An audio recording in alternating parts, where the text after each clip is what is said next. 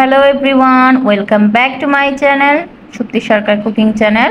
আজকে আবার চলে এসেছি আমি নতুন আরেকটা রেসিপি নিয়ে। আজকে আমি তোমাদের তৈরি করে দেখাবো ময়দা ছাড়া ডিম আর সুজি দিয়ে একদম পারফেক্ট নরম তুলতুলে কেক। খেতে কিন্তু খুবই টেস্টি লাগে, আর আমার এই কেকটা খেতে কিন্তু খুবই টেস্টি হয়েছিল। চলো কিভাবে তোমরা এই কেকটি তৈরি করবে আমি তোমাদেরকে পুরো রেসিপিটা দেখিয়ে দিচ্ছি।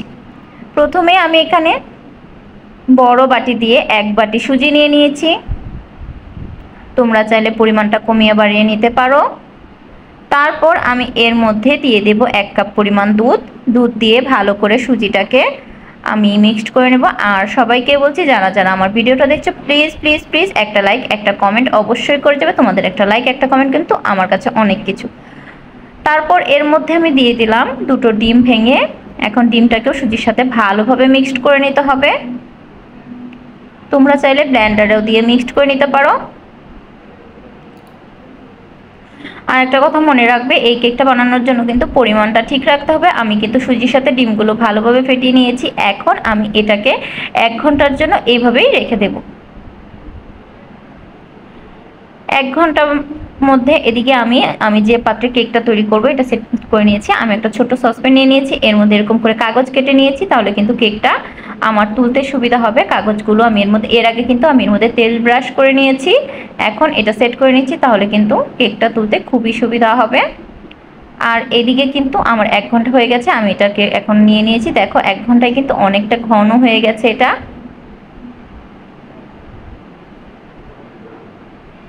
এরপর এর মধ্যে আমি আরও 1 কাপ লিকুইড দুধ দিয়ে দিচ্ছি, কারণ যেহেতু এটা ঘন হয়ে গেছে এটাকে একটু পাতলা ব্যাটার তৈরি করে নিতে হবে।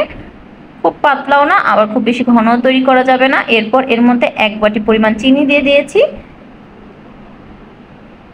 চিনিটা ভালোভাবে মিক্সড করে নিতে হবে এটার সাথে।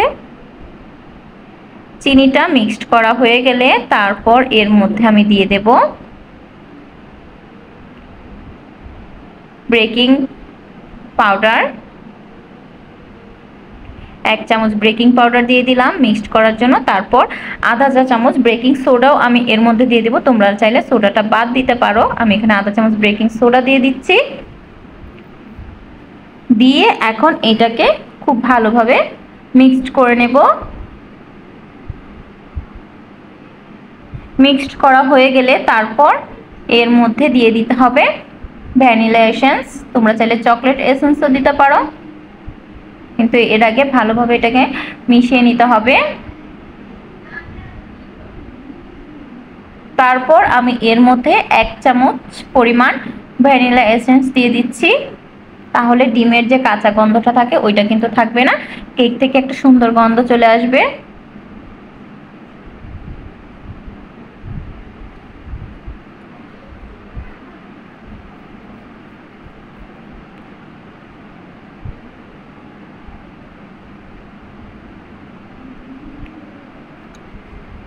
তারপর এই যে আমি কাগজটা সেট করে রেখেছি, এর মধ্যে এখন আমি এটা ঢেলে দিলাম। কেকের যে ব্যাটারটা তৈরি করেছি ঢেলে দিলাম।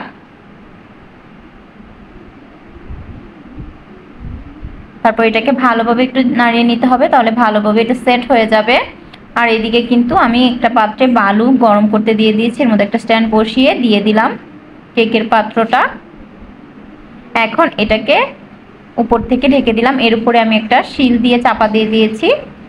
আর 40 মিনিট পর চলে এসেছি। দেখো আমার কেকটা কি সুন্দর ফুলে উঠেছে, একদম পারফেক্ট একটা কেক। এইভাবে দেখো কাগজটা দেওয়ার কারণে কিন্তু আমি এটাকে খুব সহজেই তুলে নিতে পেরেছি।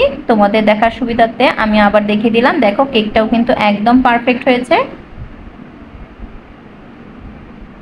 কাগজটা এখন আমি তুলে নিচ্ছি। আর তৈরি হয়ে গেল আমার পারফেক্ট কেক। কেমন হয়েছে অবশ্যই বলবে। ভালো লাগলে অবশ্যই আমার ভিডিওটা শেয়ার করে চ্যানেলটা সাবস্ক্রাইব করে দেবে। আর আজকের মতো এ পর্যন্তই। আগামীকাল দেখা হবে নতুন কোনো ভিডিও নিয়ে, নতুন কোনো রেসিপির সাথে। এ পর্যন্ত সবাই ভালো থাকবে, সুস্থ থাকবে। টাটা।